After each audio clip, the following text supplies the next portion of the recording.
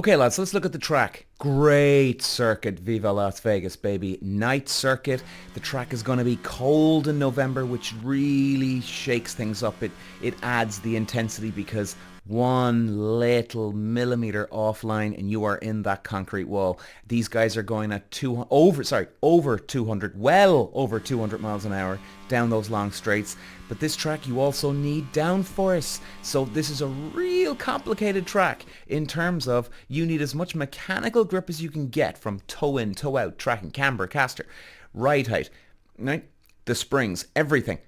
All that needs to be perfect, and you need to have as little downforce on the car as possible because you need the wing open down the straights.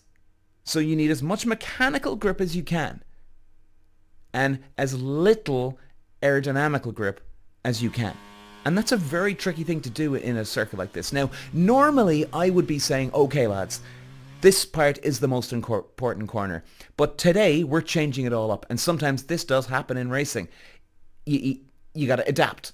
Now, we're looking at this through Lando Norris's eyes. How the hell can Lando Norris climb that Mount Everest and keep the championship alive here this weekend? Now, what Lando Norris needs to do around this track is get out of those tight corners and get down those long straights as best as he possibly can.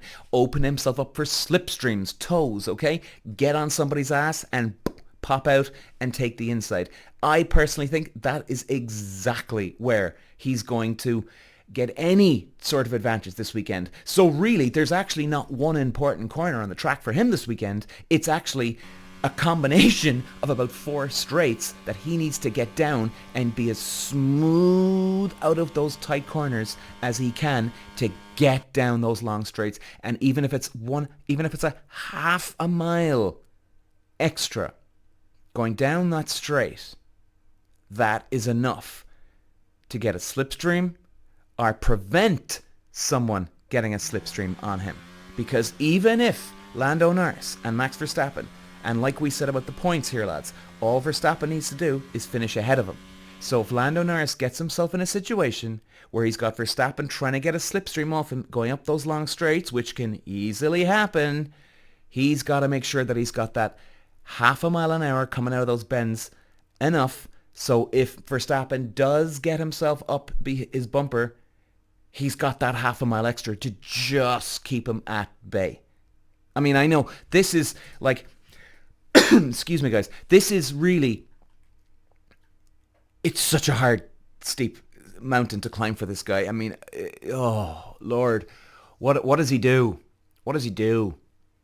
And he's going to have to try and stick it on pole. In fact, to be honest with you, in many ways, I'd actually rather be starting on the second row.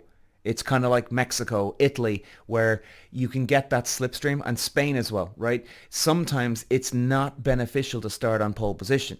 So in other words, like I said, Spain, Mexico, where you've got that start-finish line and you've got a long straight down going into turn 1.